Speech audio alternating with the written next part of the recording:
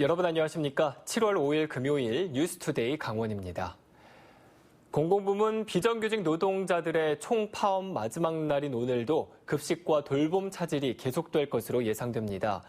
강원도교육청은 오늘 291개 학교에서 급식이 중단돼 대체급식이나 단축 수업이 이루어지고 29개 학교는 돌봄 교실을 운영하지 않는다고 밝혔습니다. 민주노총 강원지역본부는 오늘 오후 1시 강원도교육청 앞에서 학교 비정규직 총파업 대회에 이어 오후 2시엔 춘천교육문화관 공연장에서 교육공무직본부 강원지부의 임금 교섭을 위한 파업 문화제를 개최할 예정입니다. 오랫동안 진통을 겪어온 동해 특수학교 건립이 이제 재궤도를 걷게 됐습니다. 강력하게 반대했던 주민들이 우여곡절 끝에 특수학교 건립 공사에 동의하면서 다음 주부터 공사가 시작될 예정입니다. 유인호 기자가 보도합니다. 장애 학생들을 위한 특수학교 건립을 반대해온 동해시 부곡동 주민대표가 기자회견을 열어 강원도 교육감의 확약서를 공개했습니다. 지역에 뭘 해주기로 약속하는 내용은 없는 것과 마찬가지인 뜻밖의 확약서였습니다. 오히려 아무 보상도 하지 말라는 게 핵심입니다. 주민들은 마을에 이미 있는 도서관을 이전하지 말 것, 특수학교 설립과 관련해 어떠한 혜택도 제공하지 말 것, 교실을 증축하지 말 것 등을 요구해 도교육감의 약속을 받아냈습니다. 주민 대표는 교육청의 여론 몰이와 사법 처리 위협, 격앙된 노인들의 극단적인 행동 등을 우려해 공사를 막지 않기로 했다고 설명했습니다. 우리 주민들은 고통과 분노 속에서도 이해와 용서, 양보라는 현실을 고려해 특수학교 신축을 승인해 보려고 합니다. 교육청은 동해 특수학교 설립 관련 확약서를 투명하고 깨끗하게 지켜주시기 바랍니다. 교육당국은 공사를 서두를 계획입니다. 309억 원을 들여 내년 말까지 공사를 마치고 2021년 3월에 개교하는 게 목표입니다. 19개 학급에 129명을 수용할 수 있는 규모로 짓습니다. 공사 재개를 다음 주 월요일부터 할 예정입니다. 주민분들이 또 기대하시는 거에 어긋나지 않게 마을하고 상생할 수 있는 그런 멋진 학교 만들도록 노력하겠습니다. 동해 특수학교가 개교하면 동해와 삼척 지역 학생들의 불편이 크게 개선됩니다. 동해와 삼척에서 강릉과 태백의 특수학교를 다니는 학생은 현재 60여 명. 가족과 떨어져 기숙사에서 생활하거나 먼 거리 통학을 하고 있습니다. 불편 때문에 어쩔 수 없이 일반 학교에 다니는 장애 학생들에게는 선택의 기회가 생기게 됩니다. MBC 뉴스 유인호입니다. 도내 해수욕장의 개장을 앞두고 동해안에 위치한 캠핑시설의 예약이 쇄도하고 있습니다. 이 캠핑이 여름 피서 문화로 자리 잡으면서 시설들이 계속해서 늘고 있습니다. 배연환 기자가 보도합니다. 본격적인 피서가 시작되기 전인데도 캠핑장에 발 디딜 틈이 없습니다. 바다 체험 장소로 유명한 장호 비치 캠핑장은 피서객들로 붐빕니다. 캠핑장 바로 앞에 탁 트인 바다가 보이는 데다 독특한 캠핑 시설을 즐길 수 있어 피서객들은 만족합니다. 이렇게 확 트인 데 오니까 스트레스도 풀리는 것 같고 또 애들이 또 조기 방학을 했거든요. 그래서 애들도 너무 좋아하는 것 같아서 좋아요. 해안가를 따라 들어서 있는 카라반에 캠핑족들이 북적입니다. 아이부터 어른까지 이색적인 풍경과 캠핑 시설에 매료돼 30도를 넘나드는 무더위는 잊었습니다. 아이들이 너무 좋아하고요. 네, 내년에 꼭 와야 되겠다는 얘기를 했어요. 오자마자. 네, 여기 넓고 너무 좋고 시설도 너무 좋고요. 네, 아주 만족스럽습니다. 강릉시 연곡면 해안가에 있는 소량길 캠핑장과 고성 송지호 오토 캠핑장도 인기몰이를 하고 있습니다. 이처럼 강원 동해안 캠핑 시설에 벌써부터 피서객들이 몰리면서 여름 성수기 예약은 이미 80-90% 가까이 완료됐습니다. 동해안 지역에 캐러바닝을 포함한 캠핑의 인기가 늘어나면서 캠핑 시설도 확충되는 추세입니다. 올봄 산불 피해를 입은 동해시는 망상 해변에 캠핑 시설을 다시 지을 예정이고 삼척시는 맹방 해변에 자동차 캠핑 시설 등을 갖춘 캠핑장을 새로 짓고 있습니다. 캠핑 수요가 계속 늘어나서 맹방 해변을 잘 살리고 해송림을 살릴 수 있는 맹방 비치 캠핑장을 이번에 추가적으로 오픈 개장을 할 계획을 가지고 있습니다. 여기에다 해안가 곳곳에 카라반 등을 갖춘 소규모 민간 캠핑 시설이 들어서고 있어 동해안 캠핑이 색다른 피서 문화로 인기를 끌고 있습니다. MBC 뉴스 배현환입니다. 10년 가까이 방치돼 온 구제형 매몰지에 대한 이른바 소멸 처리가 진행되고 있습니다.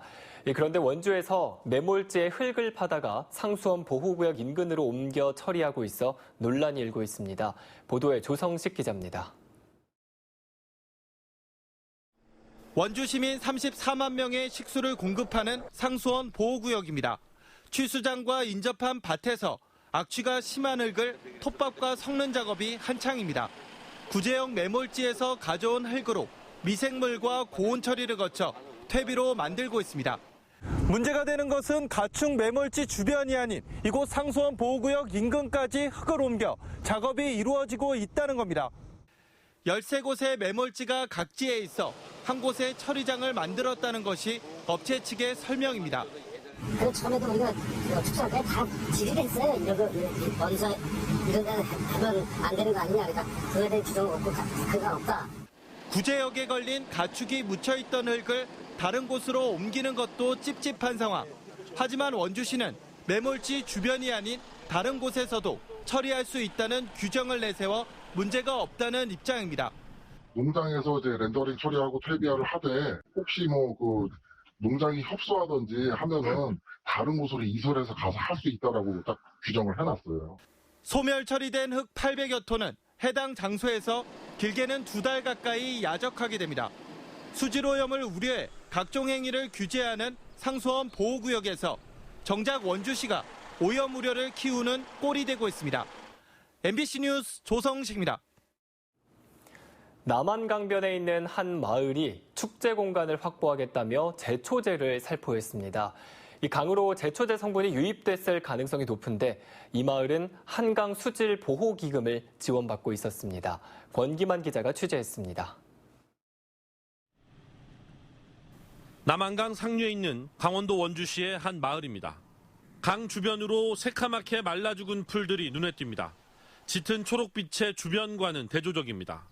지역 여름 축제를 준비하는 과정에서 축제장 부지에 제초제를 뿌린 겁니다. 조금 쳤는데요. 여기 다 흘려보니까 예초기도 너무 심해서 그래서 그냥 조금 줬거든요.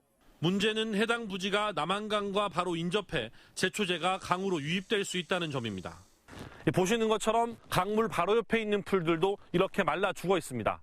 제초제가 바로 강으로 유입됐을 가능성도 커 보입니다. 여기는 2,400만 수도권 시민들의 식수원입니다. 그래서 식수원 주변에 제초제라는 독극물을 뿌렸다는 자체가 좀 잘못됐지 않나 이렇게 생각합니다. 제초제를 살포한 축제위원회는 친환경 제초제를 썼다고 주장하고 있지만 마을 농약 판매상에서는 친환경 제초제를 취급하지 않고 있었습니다. 친환경 제초제는 그런 날 없어요? 그 왜 안 써요? 그래서 효과 문제니까. 그리고 대부분 가격도 만약에 그런 게 있다면 또 가격이 비쌀 테고. 원주시 불원면 6개 마을은 한강 수질 보호 목적의 한강 수계 기금을 매년 7억 원가량 지원받고 있습니다. MBC 뉴스 권기만입니다. 이재수 춘천시장이 항소심에서 시장직을 유지할 수 있는 선고를 받은 이후 이 시장이 역점을 두고 추진하던 사업들에 탄력이 붙을 전망입니다.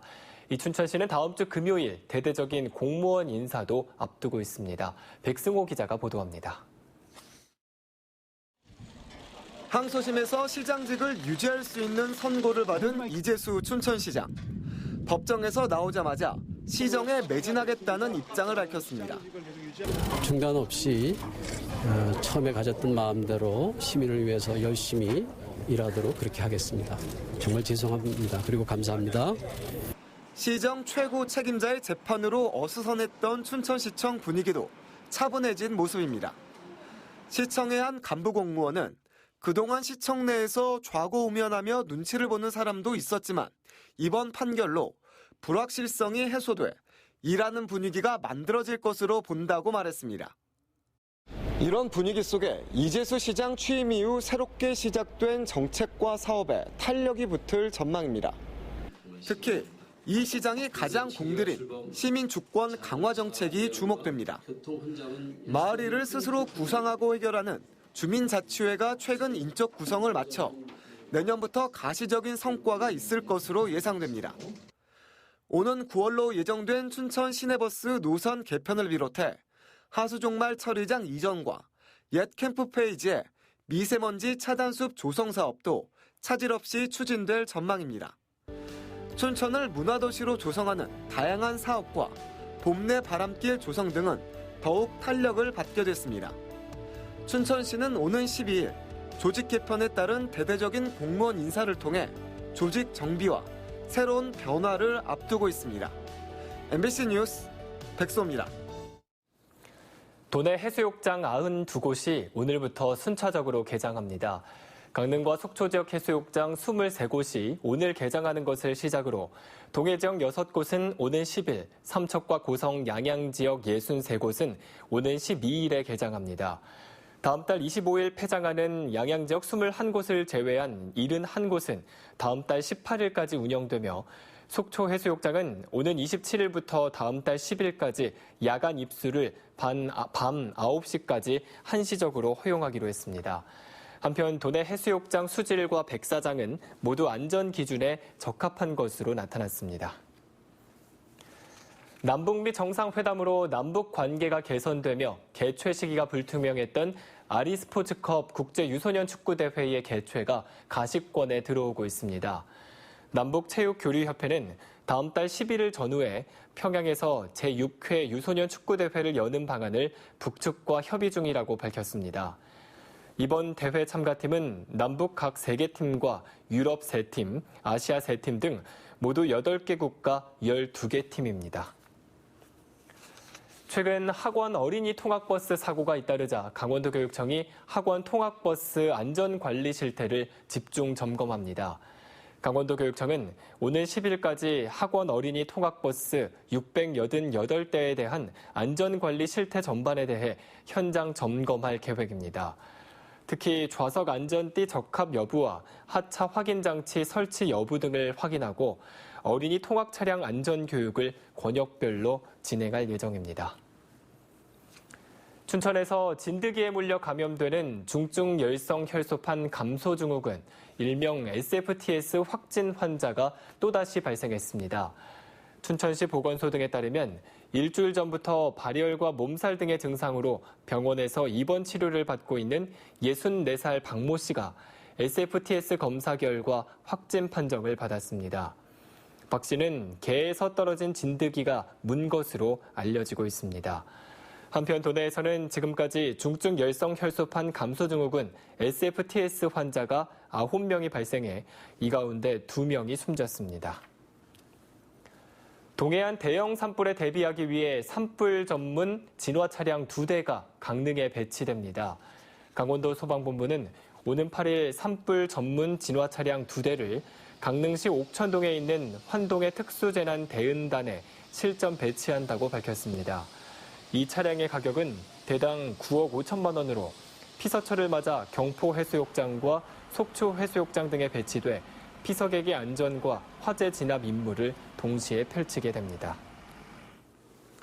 설악산 오색 케이블카 환경 영향평가 본안 보완서 검토가 순조롭게 진행되고 있습니다.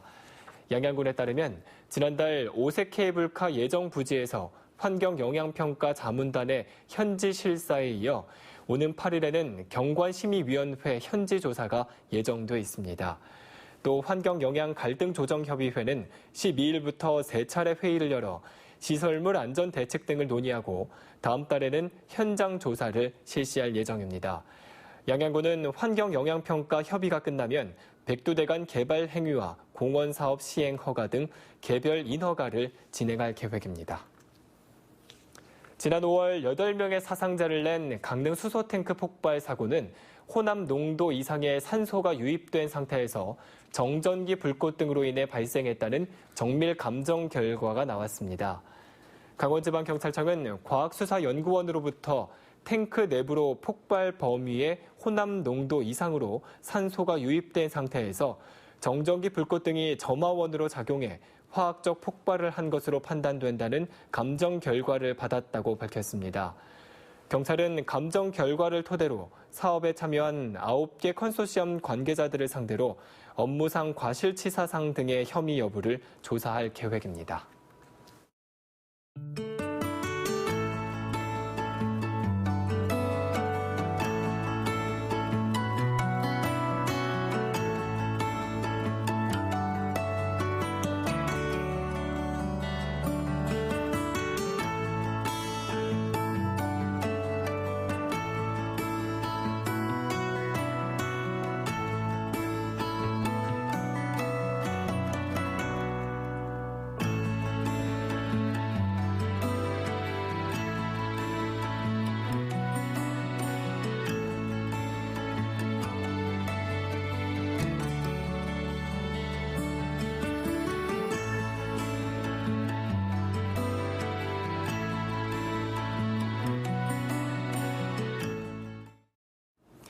이상으로 뉴스투데이 강원을 마칩니다. 고맙습니다.